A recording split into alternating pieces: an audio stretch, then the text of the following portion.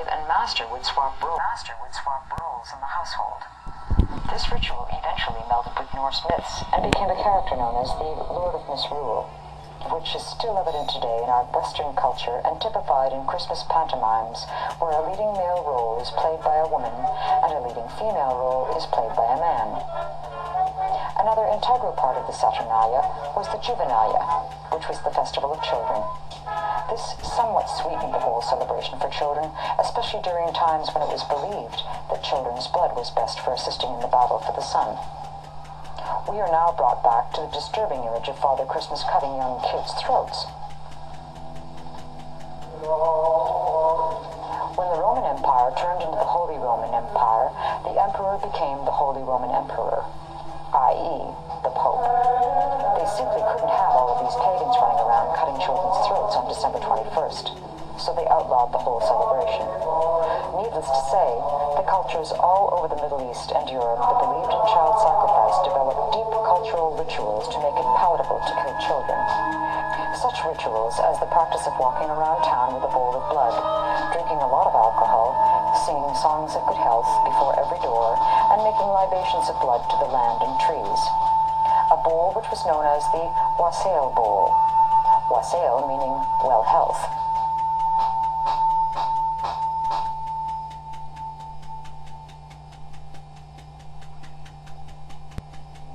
The Roman Catholics tried unsuccessfully to stamp out these rituals for over 100 years. They did not succeed until eventually they came up with the notion that if you can't beat them, join them. It was only after they decided to celebrate the birth of Christ on December 25th that the old practices became benign and Christian in practice. This led to the transformation from the sacrifice of children into gifts given to children, and the sack which was once used to carry the unfortunate remains of children turned into the bearer of gifts for the children. There are many other Christmas traditions that have less than Christian beginnings. Romans adopted festivities of different cultures related to the return of the harvest as they absorbed cultures into their empire. And later, after Christianity came to Rome, how Christmas was created to absorb those festivals and make them more benign within a Christian community.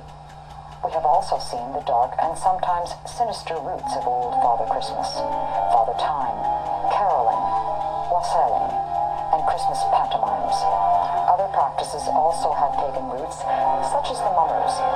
It was believed that winter and darkness attracted evil spirits, so many rituals were devised that involved trying to purge the village of evil spirits. When we make loud noises at the entry into the new year with noisemakers, sirens, horns, and even pots and pans. Another belief from Saturnalia was the way we entered the new year would dictate the way the new year proceeds for us. If we are feasting and happy, such will be our fates in the new year. Another theme was rejuvenation, or the triumph of life over death. This was the reason for rituals such as trimming houses with green decorations for the season. A symbol of life in summer, the practice began by bringing evergreens into the house and decorating them with fruits or replicas of fruits such as apples and oranges to give the appearance of summer in the darkest part of the winter. These festivities had roots in many European cultures, the most famous of which is the Yuletide log ritual from Scandinavia. The meaning of the word Yule being festive. In some countries, it was believed that during the darkest part of winter, if you brought the fairies into your house for a warm breather, that your house would be blessed for that coming year. The items of greenery were considered to house many elementals or fairies, and the practice of putting out food and milk started here. However, if you kept the fairies or elementals in your house for too long, you could end up getting cursed.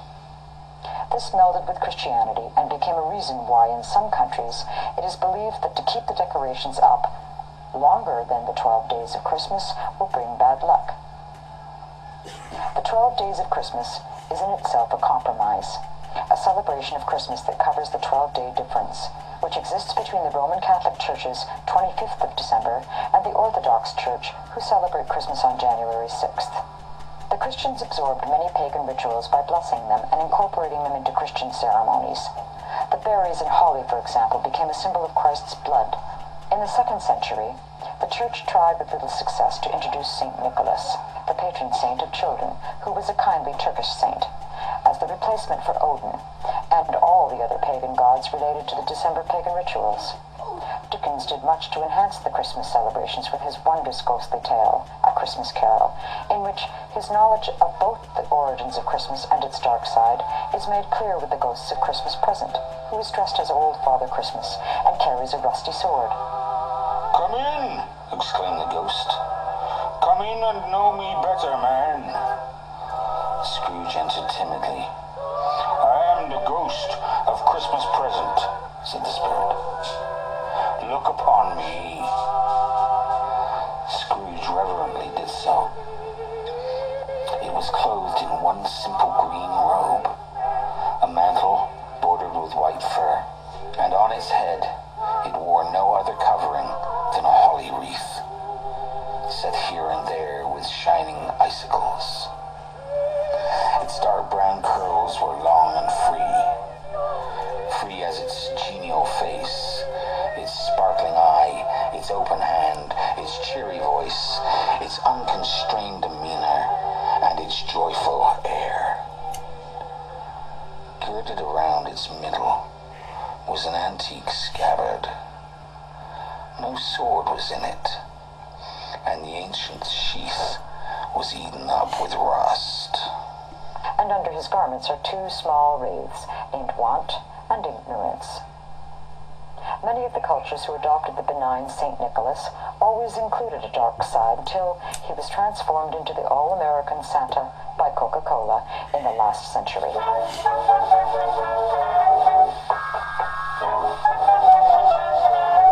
Such is the power of advertising.